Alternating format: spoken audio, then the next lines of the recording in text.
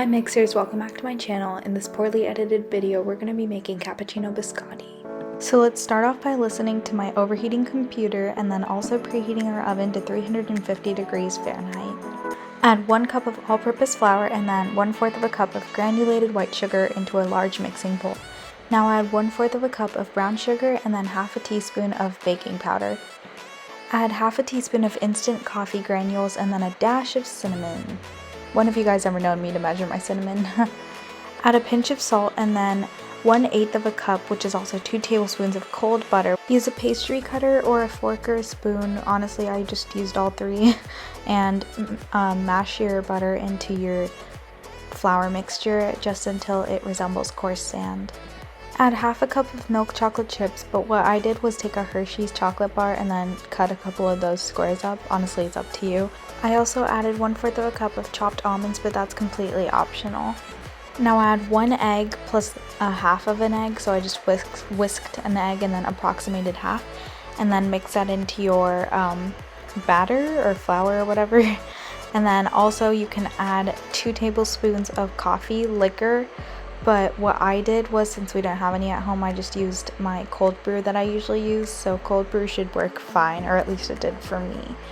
And then, so don't throw away your half egg that's remaining, because we're going to use it later. You'll see where it comes in. Divide your dough into 4 balls and then place them in pieces like this, kind of like elongate them and flatten them a little bit. You should also flatten them a lot. I didn't, but because that's how like biscotti is supposed to be made. But anyways, I didn't flatten mine and they didn't turn out like traditional biscotti. But anyways, so we're gonna add the rest of the half egg plus 2 tablespoons of milk, and we're gonna mix that and then use that like egg wash. Place the biscotti in your preheated oven for 30 minutes and then take them out, and they should be about golden brown, which is what you want them to be. And then you're supposed to wait for 10 minutes till it cools down, but knowing me, I'm always in a rush, so I didn't let them cool down and I just cut them. Either way is fine, honestly.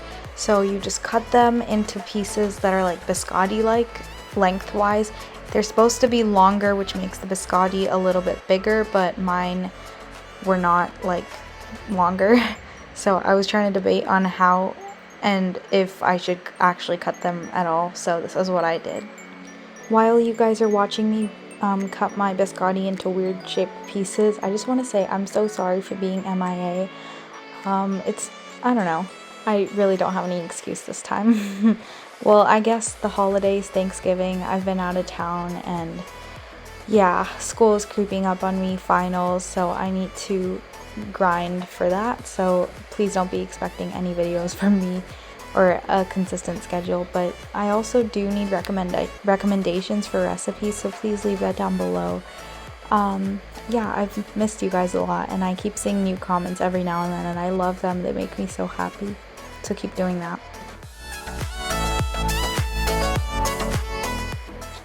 Okay, so we're definitely not done yet. So after you've cut them into like the pieces that you would like, hopefully they're longer than mine, put them back in your oven at 350 degrees for about 10 minutes this time. They should come out looking like this, like pretty brown and hard to the touch, but not too hard because they're gonna harden as they cool anyways. And this is how they look on the plate. I hope you guys enjoyed this video. I'm so sorry it was poorly edited and a lot of the audio doesn't match up to the clips, but I'm just trying my best.